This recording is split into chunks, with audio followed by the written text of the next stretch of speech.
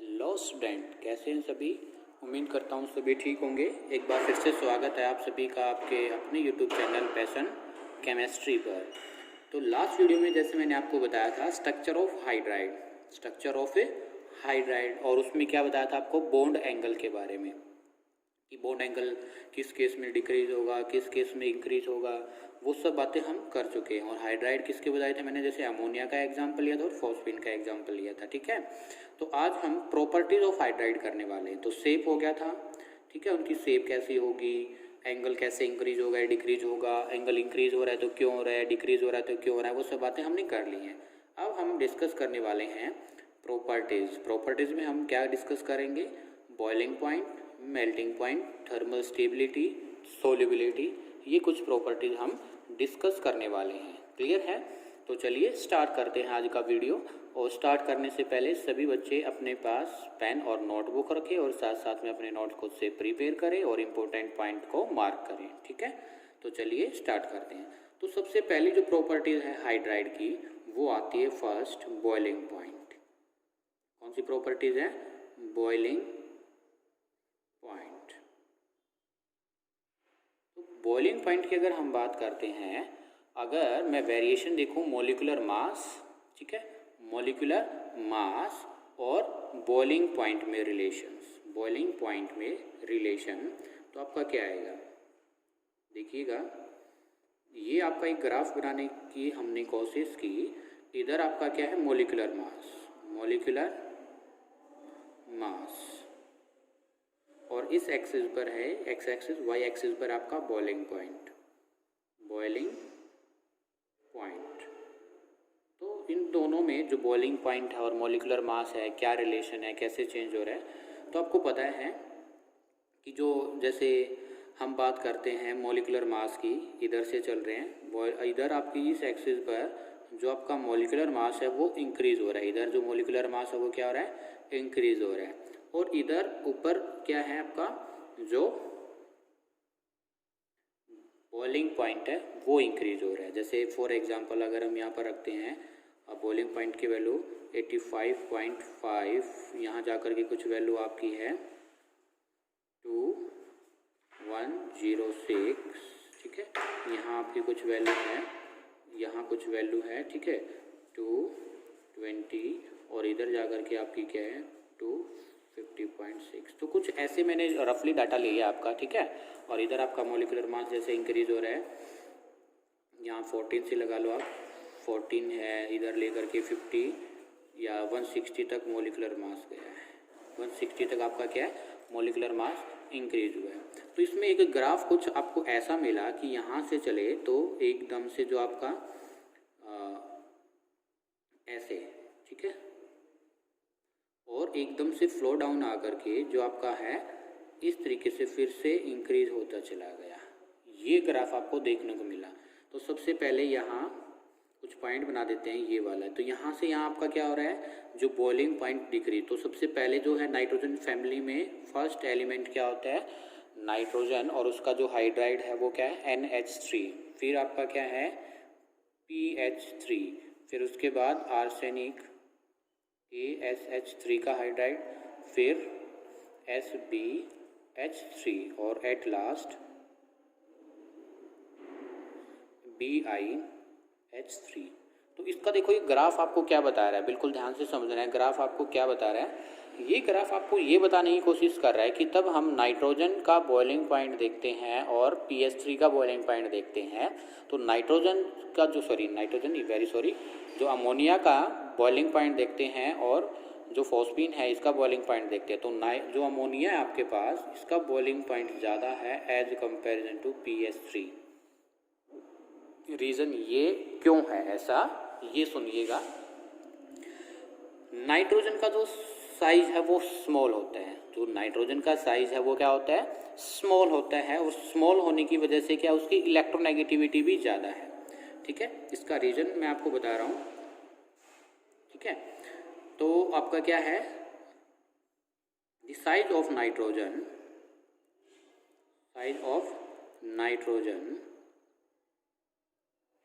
is small,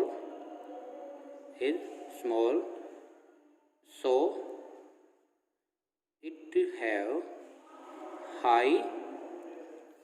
have high electronegativity nature, high electronegativity nature. Small size होने की वजह से कैसा नेचर होगा इसका, कैसी इलेक्ट्रोनेगेटिविटी होगी, हाई।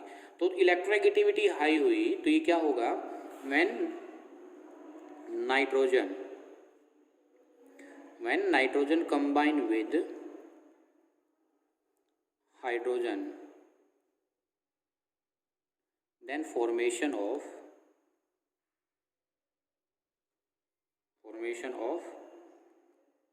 NH3 यानी कि अमोनिया टेक्स प्लेस, ठीक है। And ammonia form and NH3 form hydrogen bond with other NH3 molecules। और हाइड्रोजन बॉन्ड जो होता है बेटा जी वो स्ट्रॉन्ग बॉन्ड होता है as comparison to van der Waals forces. तो इसका समझना एक बार मैं डायग्राम बनाने की कोशिश कर रहा हूँ। देखो ये हमारे पास क्या है, अमोनिया NH3 और ये है NH3 और इधर एक लॉन पेयर इलेक्ट्रॉन है, क्लियर है। इधर भी क्या है H, ठीक है। और इधर भी क्या है H, ये रहा लॉन पेयर, ये रहा लॉन पेयर इलेक्ट्रॉन, क्लियर है। बिल्कुल ध्यान से समझना है। तो ये नाइट्रोजन है, हाई इलेक्ट्रोनेगेटिव एलिमेंट है, स्मॉल साइज है, इस वजह से जो ये है क्या बना लेगा, इनके साथ एक जो NH3 मॉलिक्यूल्स है दूसरे NH3 के साथ क्या बना लेगा, हाइड्रोजन बॉन्ड। क्या बना लेगा, हाइड्रोजन बॉन्ड। और इन हाइड्रोजन बॉन्ड को ब्रेक करेंगे तभी तो उसका बॉइलिंग पॉइंट, तभी तो ये हाइड्रोजन बॉन्ड होंगे पहले तो ब्रेक और उसके बाद होंगे बॉयल, ठीक है। तो ये क्या है, इसमें भी H bond, hydrogen bond, clear है। तो ये हाइड्रोजन बॉन्ड इतना स्ट्रांग होता है किससे, वंडरवाल फोर्सेस से ज़्यादा स्ट्रॉन्ग होता है। और इसको ब्रेक करने के लिए हाई अमाउंट ऑफ क्या चाहिए, हीट चाहिए। और हाई अमाउंट ऑफ हीट देंगे तो इसका जो बॉइलिंग पॉइंट है वो भी क्या हो जाएगा, इंक्रीज हो जाएगा, क्लियर है। बॉइलिंग पॉइंट भी क्या हो जाएगा, इंक्रीज हो जाएगा, क्लियर है। तो आप ये लिख सकते हैं कि जो हाइड्रोजन बॉन्डिंग की वजह से जो NH3 है उसका जो मेल्टिंग पॉइंट वो ज़्यादा होता है किससे, PH3 से। सेकेंड केस, यहाँ तक तो हमने एक्सप्लेन कर लिया अपने ग्राफ को, यहाँ तक तो हमने क्या अपने ग्राफ को एक्सप्लेन कर लिया। फिर एक्सप्लेनेशन रहती है इसकी, तो इसकी एक्सप्लेनेशन सुनिएगा। एज वी मूव फ्रॉम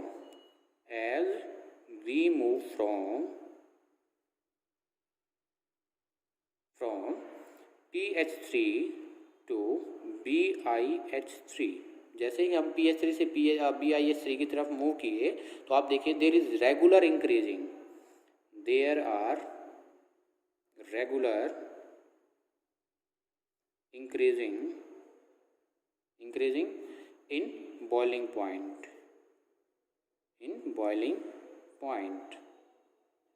क्यों हो रहा है ऐसा, ड्यू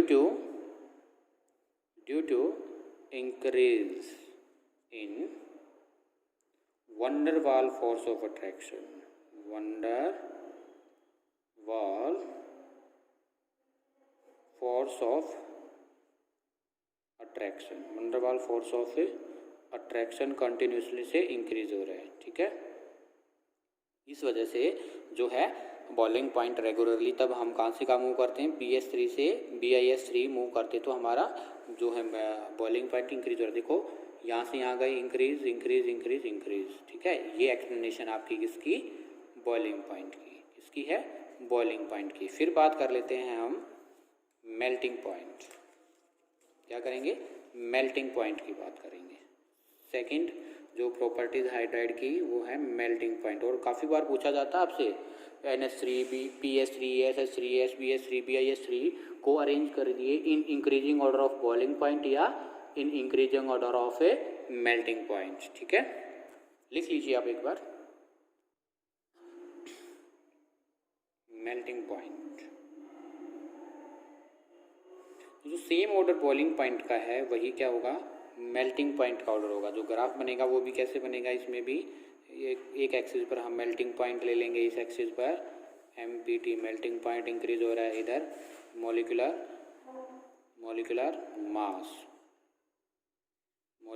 मास इंक्रीज हो रहा है। और जैसे ही हम इसका ग्राफ बनाने की कोशिश करेंगे तो कुछ ऐसा ग्राफ आएगा और ये ऐसे इंक्रीज कर जाएगा। ठीक है, इसको आप ऐसे दिखा सकते हैं। इधर से क्या है, ये इधर से इधर एकदम से बिल्कुल down, NH3 PH3 ASH3 SBH3 BiH3, इसी तरीके से इसमें ये ग्राफ होगा। क्यों? क्योंकि आपका रीज़न फिर से वही कि NH3 है जो स्मॉल साइज है और हाई इलेक्ट्रोनेगेटिव नेचर है, इस वजह से हाइड्रोजन बॉन्डिंग फॉर्म करेगा। और PH3 है जो, और ये इस तरीके से क्या है, हम यहाँ से PH3 से मूव करेंगे BiH3 की तरफ, तो इसमें क्या है आपकी जो मॉलिक्यूलर मास इंक्रीज होगा। तो मॉलिक्यूलर मास इंक्रीज होने से याद रखना ये पॉइंट, अगर मॉलिक्यूलर मास mm इंक्रीज हो रहा है तो जो आपकी वंडर वाल फोर्स ऑफ अट्रैक्शन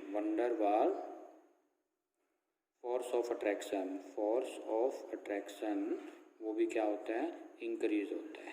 ठीक है, जैसे जैसे आपका मॉलिक्यूलर मास इंक्रीज होगा, वंडर वाल जो फोर्सेस ऑफ अट्रैक्शन वो भी इंक्रीज होगा। अगर ये इंक्रीज होगा तो फिर हमारा क्या हो जाएगा, मेल्टिंग पॉइंट या बॉइलिंग पॉइंट इंक्रीज होगा। बट ऑलवेज रिमेंबर, जो हाइड्रोजन बॉन्ड है H bond is stronger than weak van der Waals force, इनसे स्ट्रॉन्ग बॉन्ड होता है। ठीक है, ये पॉइंट भी आप याद रखेंगे। क्लियर है, लिख लीजिए। फिर इसके बाद हम डिस्कस करते हैं सोल्युबिलिटी। क्या डिस्कस करेंगे, सोल्युबिलिटी। अगर हम किसी भी मॉलिक्यूल्स की सोल्युबिलिटी फाइंड आउट करते हैं तो उसके लिए आपको पता होना चाहिए कि मॉलिक्यूल्स जो हम वाटर में डिसॉल्व करने वाले हैं वो हाइड्रोजन बॉन्ड बनाएगा या नहीं बनाएगा, सबसे पहली बात। ठीक है, तो थर्ड जो आपकी है प्रॉपर्टीज ऑफ हाइड्राइड वो है सोल्युबिलिटी। तो सोल्युबिलिटी किस पर डिपेंड करती है, solubility depend upon formation of hydrogen bonding. ठीक है, तो आपको पता है जैसे मैंने पीछे बताया है, only NH3 form hydrogen bond. ठीक है, with water, so only NH3 is soluble in H2O, but PH3, ASH3, SBH3 and BiH3, these molecules do not form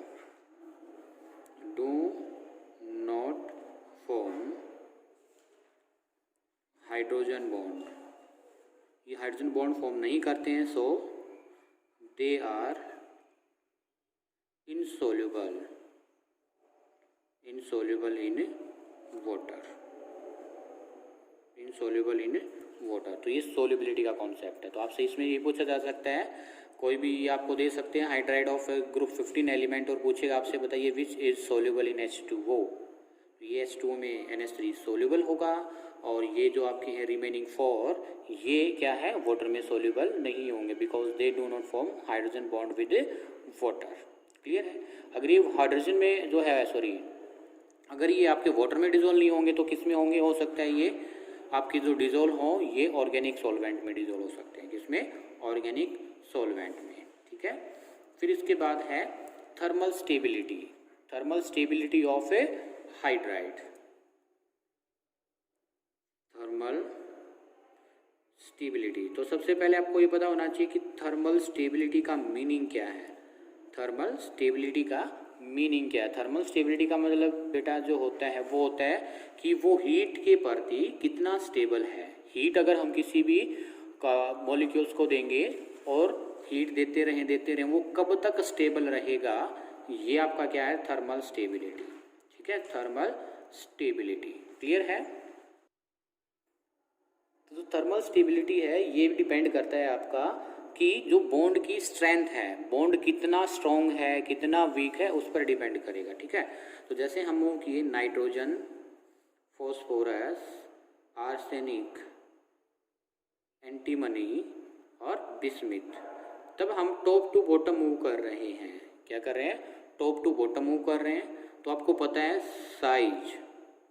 size of central atom, जो सेंट्रल एटम का size है वो क्या हो रहा है, इंक्रीज हो रहा है। क्या हो रहा है, इंक्रीज हो रहा है।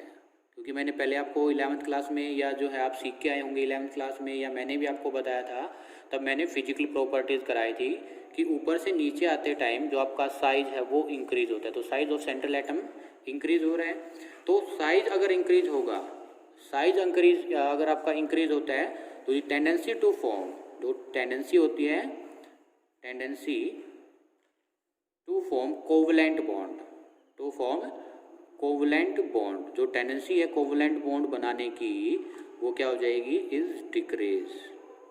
वो क्या हो जाती है, डिक्रीज हो जाती है। कोवलेंट बॉन्ड अगर आपका कम बनेगा तो कौन सा बॉन्ड ज़्यादा बनेगा, वीक वंडरवाल फोर्सेज। जैसे मैंने आपको बता रखा है वीक वंडरवाल फोर्सेज की type, dipole dipole, dipole induced dipole, induced dipole, induced dipole, जो कि वीक वंडरवाल फोर्सेज की टाइप हैं, वो बॉन्ड बनाने की कैपेसिटी ज़्यादा होती है और वो वीक बॉन्ड होता है। और वीक बॉन्ड होगा तो क्या होगा, तब हम थोड़ी सी हीट देंगे तब भी क्या हो जाएगा, ब्रेक हो जाएगा। क्या हो जाएगा, ब्रेक हो जाएगा। ठीक है, covalent bond is stronger than van der Waals forces. ठीक है, टू फॉर्म डिक्रीजेज, सो या डिक्रीजेज विद हाइड्रोजन, ऐसे लिख सकते हो। The tendency to form covalent bond is decreases with hydrogen, क्योंकि हाइड्रोजन के साथ बॉन्ड बना रहा है ना, covalent is decreases. So thermal stability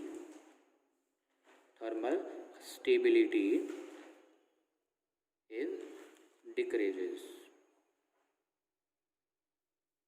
thermal stability is decreases। आपसे काफ़ी बार ये क्वेश्चन देखने को मिलेगा, या आपके पीछे प्रीवियस ईयर में भी आया गया ये क्वेश्चन, या आपसे हो सकता है पूछा भी जाए कि बताइए which is more stable, NH3, PH3, ASH3, SBH3 और BiH3, बताइए विच इज़ मोर स्टेबल। तो इस कॉन्सेप्ट पर चलिए, विच इज़ मोर स्टेबल। तो थर्मल स्टेबल मतलब कि आप इसको हीट करोगे, इसको भी हीट करोगे, सभी को हीट करोगे, तो आपका कौन सा सबसे ज़्यादा स्ट्रॉन्ग होगा। तो आपको पता है NH3 जो है ईजिली से कोवलेंट बॉन्ड बना लेता है, और अगर ये कोवलेंट बॉन्ड बनाएगा तो स्ट्रॉन्ग बॉन्ड होता है कोवलेंट, और इसी वजह से जो है NH3 is more thermal stable then PH3, PH3 is more thermal stable then ASH3। इस तरीके से ये ऑर्डर क्या है, आप तब इधर से इधर मूव करोगे तो आपकी जो थर्मल स्टेबिलिटी है, क्या है, थर्मल स्टेबिलिटी वो क्या हो जाएगी, इंक्रीज हो जाएगी। ये ऑर्डर आपसे पूछा जा सकता है। ठीक है, फिर इसके बाद है reducing character. Fifth, reducing character, reducing character. अगर हम बात करते हैं रिड्यूसिंग करैक्टर की, तो आपको सबसे पहले ये पता होना चाहिए रिड्यूसिंग करैक्टर होता क्या है। ठीक है, काफ़ी बार आपको मैं बता चुका हूँ, या आप जो 11th क्लास है रेडॉक्स रिएक्शन वहाँ पर सीख के भी आए हैं, लेकिन चलो फिर भी हम आपको बता देते हैं what is the reducing character, या रिड्यूसिंग नेचर क्या होता है। तो रिड्यूसिंग जो नेचर होता है बेटा जी, ये क्या होता है, tendency of an element to loss the electron, tendency of an element to loss the electron. ठीक है, किसी भी एलिमेंट की टेंडेंसी क्या, to loss of electron, loss of electrons को हम रिड्यूसिंग करैक्टर्स कहते हैं। क्या कहेंगे, रिड्यूसिंग करैक्टर कहेंगे। तो बताओ जल्दी से कमेंट बॉक्स में, मैंने आपको पीछे बता रखी है ये बात कि तब हम ऊपर से नीचे की तरफ मूव करते हैं तो कौन सा करैक्टर इंक्रीज होता है, बोलिए। आपको पता है मेटेलिक करैक्टर इंक्रीज होता है, यानी कि तब हम मूव किए टॉप टू बॉटम मूव किए तो कौन सा करैक्टर होगा, मेटेलिक करैक्टर इंक्रीज होगा। When we move when we move top to bottom, top to bottom, कौन सा character? Metallic character, metallic character will be increases, will be increases. Hence the tendency, hence the tendency of an element to loss of electron is increases. वो क्या हो जाएगी? वो tendency है किसी भी एलिमेंट की, कौन सी टेंडेंसी? लॉस ऑफ इलेक्ट्रॉन करने की, वो इंक्रीज हो जाएगी। अगर वो इंक्रीज हो जाएगी तो आपका therefore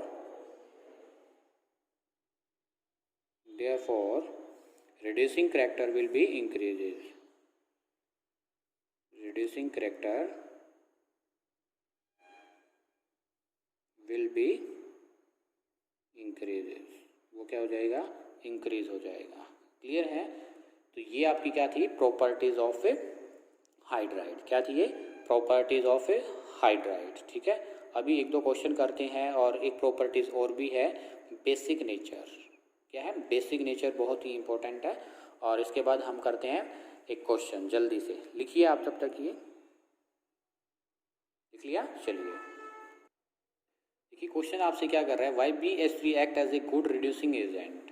BH3 जो है वो गुड रिड्यूसिंग एजेंट का वर्क क्यों करता है? तो इसका आंसर आप कैसे लिखेंगे? तो इसका अगर 1 मार्क्स में आपको ये क्वेश्चन पूछ रखा है तो आप इसमें बताएंगे क्योंकि BH3 इज थर्मली अनस्टेबल। क्या होता है ये? BH3 thermally unstable and liberated H2 gas easily, so BH3 is a good reducing agent. 1 marks में आप ये लिख सकते हैं, लेकिन अगर ये 2 मार्क्स में पूछा गया तो आप बता सकते हैं as NH3 is most stable molecules among the group 15 hydride, among the group 15 hydride. So do not act as good reducing agent. इसी वजह से गुड रिड्यूसिंग एजेंट का काम नहीं करता है। But when we move N to bismuth, then thermal stability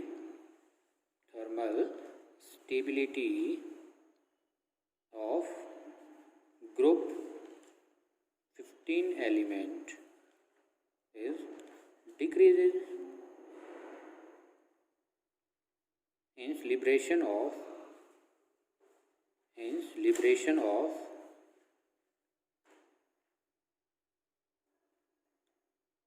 H2 gas, hence liberation of H2 gas is takes place easily। ठीक है, कैसे निकलेंगे देखिए आप। BiH3 ये थर्मली अनस्टेबल है और ये क्या करेगा, इसमें से लिबरेटेड H2 गैस इंक्रीज, यानी कि H2 गैस आपकी लिबरेट हो जाएगी और H2 गैस लिबरेट हो जाएगी तो ये act as good reducing agent,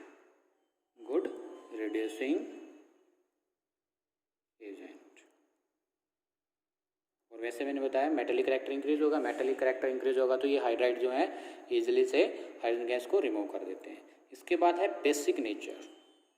क्या है? Basic nature. 6 प्रॉपर्टीज हैं बेसिक नेचर, बहुत ही ज़्यादा इंपॉर्टेंट प्रॉपर्टीज है। बेसिक नेचर ऊपर से नीचे आते टाइम इंक्रीज होगा या डिक्रीज होगा, वो वाली बात। ठीक है, बेसिक नेचर, तो सबसे पहले बेसिक करैक्टर की बात क्या आएगी वो सुननी है आपको। तो बेसिक नेचर क्या होता है, देखो आपको पता है जितने भी हाइड्राइड थे, NH3 था, PS3 था, ASH3, SBH3, BIH3, तो मैंने इसकी क्या थी स्ट्रक्चर बताई थी और इनका कंपेयर कराया था। तो इसकी स्ट्रक्चर कुछ मैंने ऐसे बताई थी कि 3 बॉन्ड बनाने के बाद सभी के पास एक लोन पेयर है। जैसे मैंने ये दिखाया है नाइट्रोजन वाला केस, NH3 अमोनिया वाला केस, सभी के केस में ऐसे है। मैं सभी के लिए एक सिंपल रिप्रेजेंटेशन दे सकता हूँ, जैसे मैंने पीछे दी थी। ये E है, ये क्या है, जो E होगा आपका nitrogen, phosphorus, arsenic, antimony, bismuth हो सकता है, ठीक है। और इसके पास क्या है, एक लॉन पेयर है ये, और ये 3 क्या है, बॉन्ड पेयर ये। और जो E है ये क्या है, nitrogen, phosphorus, arsenic, Sb and Bi, bismuth, ये वाली है आपके लिए E की वैल्यू, ठीक है। अब बात आती है, देखो मैं क्या कह रहा हूँ कि 3 बॉन्ड बनाने के बाद ये बात आपको लिखनी है, when group 15 element form 3 bond it have a lone pair electrons, ठीक है। या आप इसको लिख सकते हो 1 लाइन में, all hydride of group 15 element have 1 lone pair after the formation of 3 bond with the hydrogen. ये बात आप लिख सकते हैं, ठीक है। लेकिन अब बात क्या आएगी, तब हम मूव किए नाइट्रोजन जो हाइड्राइड है उनसे नीचे की तरफ बिस्मिथ का जो हाइड्राइड है उसकी तरफ, बिस्मिथ का जो हाइड्राइड है उसकी तरफ, और ये रहा इसका लोन पेयर इलेक्ट्रॉन्स, और ये रहा 3 बॉन्ड, ठीक है। तो आपको पता है तब हम ऊपर से नीचे की तरफ मूव करते हैं, तो जो सेंट्रल एटम है कौन है, Bi, बिस्मिथ है इसमें, और इसमें कौन है, नाइट्रोजन है। तो तब हम ऊपर से नीचे की तरफ मूव करते हैं, when we move on down the group the size of central atom will be increases, size of central atom will be increases। अगर साइज इंक्रीज होगा, ये वाला पॉइंट आप बिल्कुल ध्यान से सुनना है, अगर सेंट्रल एटम का साइज इंक्रीज होगा तो जो लोन पेयर इलेक्ट्रॉन है, ये जो लोन पेयर इलेक्ट्रॉन है ये मोर इजली क्या हो जाएगा, डीलोकलाइज हो जाएगा। इजली से क्या हो जाएगा, डीलोकलाइज। डीलोकलाइज का मतलब क्या है, लोकलाइज का मतलब होता है फिक्स। क्या होता है लोकलाइज का मतलब, फिक्स। तो इसके केस में, नाइट्रोजन के केस में तो लोकलाइज्ड है, फिक्स है। मतलब क्या है, एकदम से ये कोई भी स्पीसीज आएगी, जैसे H पॉजिटिव आयन आया, एक प्रोटॉन आया और इसको इजीली से डोनेट कर दिया, इजीली से क्या कर देगा, इसको डोनेट कर देगा। But when we move top to bottom, size of central atom will be increases, size of central atom will be increases, so delocalisation of this lone pair will be increases, ठीक है। लिख देता हूँ मैं ये बातें। On moving down the group, down the group, size of central atom will be increases। जो है साइज है किसका, सेंट्रल एटम का, वो क्या हो जाएगा, इंक्रीज हो जाएगा। अगर ऐसा होगा तो क्या होगा, due to this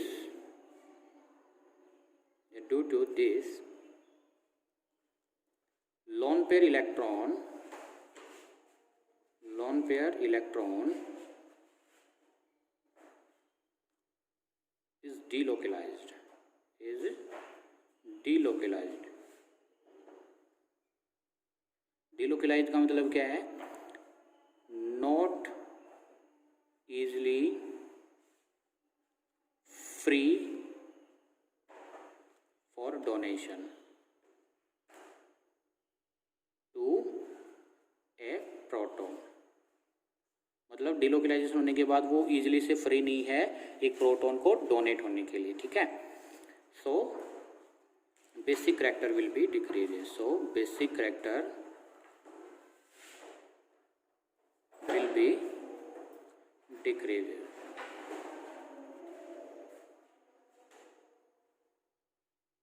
will be decreases. इस वजह से वो क्या है, जो बेसिक करैक्टर आपका इजीली से डिक्रीज हो जाएगा। मतलब क्या, देखो मेन आप एक लाइन में इसको समझना चाहो तो वो क्या है कि जितना जल्दी से ये लोन पेयर इलेक्ट्रॉन्स, जो लोन पेयर इलेक्ट्रॉन है, इजीली से डोनेट हो जाएंगे किसी भी पॉजिटिव स्पीसीज को, किसी भी पॉजिटिव स्पीसीज को। मतलब ऐसी स्पीसीज जो क्या करे, अपने लोन पेयर इलेक्ट्रॉन्स को इजीली से डोनेट कर देती है, उसको हम क्या कहते हैं, एक अच्छा बेस कहते हैं। उसको हम क्या कहते हैं, एक अच्छा बेस कहते हैं। क्लियर है।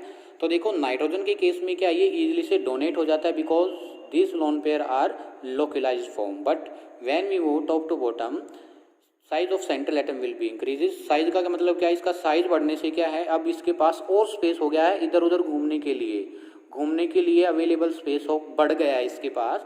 तो क्या ये इजीली से फ्री नहीं होगा किसी भी पॉजिटिव स्पीसीज को डोनेट करने के लिए। जैसे H पॉजिटिव आयन है, इसको ये डोनेट तो होगा लेकिन क्या नहीं होगा, ईजिली से, आप इसको कह सकते हो नॉट ईजिली डोनेट, ठीक है, इजीली से डोनेट नहीं होगा बिकॉज डीलोकलाइजेशन नेचर। और इस वजह से जो बेसिक कैरेक्टर हम ऊपर से नीचे आते हैं तो वो क्या हो जाता है, डिक्रीज हो जाता है। क्या हो जाता है, डिक्रीज हो जाता है। और भी आप एक जो है इसकी एक्सप्लेनेशन लिख सकते हो, मैं मोरली बता देता हूँ आपको। इसकी क्या लिख सकते हो, other explanation, on the other hand on moving down the group size of central atom is increases. ठीक है, सेम है यहाँ पे। सो the bond of EH bond, यानी कि जो ये बॉन्ड है आपका, ये क्या हो जाएगा, इंक्रीज हो जाएगा। So the bond of EH bond, sorry, जो बॉन्ड है वो इंक्रीज हो जाएगा। ठीक है, the bond length of EH bond will be increases and strength मतलब power of EH bond will be decreases. Hence tendency to donate, hence tendency of an hydride to donate या to accept the proton. देखो, एक हम इस बात को दो वे में लिख सकते हैं। या तो आप इसको ऐसे कह लीजिए कि लोन पेयर को हम डोनेट कर रहे हैं, या आप इसको कह सकते हो कि ये जो आपका H पॉजिटिव है इसको ये एक्सेप्ट कर रहा है। दोनों बात सेम है, लोन पेयर का डोनेशन और किसका, हाइड्राइड का एक्सेप्ट। हाइड्राइड का क्या है, एक्सेप्ट। तो क्या है, अगर आपका ये जो EH बॉन्ड स्ट्रेंथ डिक्रीज होगी, यानी कि बॉन्ड की पावर डिक्रीज होगी, तो इस लोन पेयर के लिए कोई भी प्रोटॉन ले पाना या अपने लोन पेयर इलेक्ट्रॉन्स को डोनेट कर पाना मुश्किल हो जाएगा। इस वजह से जो इसकी क्या है बेसिक कैरेक्टर है वो डिक्रीज हो जाएगा। तो ये क्या थी, all about properties of hydrides या trends in properties of hydride. Clear है। कल हम करेंगे रिएक्टिविटी टुवर्ड्स हाइड्रोजन। तो पहला हम करे थे क्या, जो केमिकल प्रॉपर्टीज उसका मेन पॉइंट क्या था, मेन हेडिंग क्या थी, रिएक्टिविटी टुवर्ड्स हाइड्रोजन। कल जो है हम नेक्स्ट वीडियो में करने वाले हैं, ठीक है, reactivity towards oxygen. Reactivity towards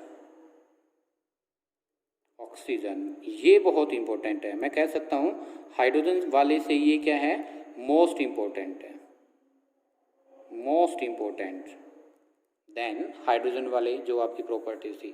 तो इसमें हम देखेंगे जो ग्रुप नंबर 15 के एलिमेंट है वो ऑक्सीजन के साथ कैसे बाइंडिंग करते हैं, क्या क्या फॉर्मूला होगा, क्या स्ट्रक्चर होगा, जो ऑक्साइड होंगे नाइट्रोजन फैमिली के, वो सब हम इसमें डिस्कस करने वाले हैं। ठीक है, उम्मीद करता हूँ आज का वीडियो आपको पसंद आया होगा। अगर वीडियो पसंद आए तो प्लीज़ वीडियो को लाइक कीजिए, शेयर कीजिए और कमेंट में बताइए वीडियो कैसा रहा।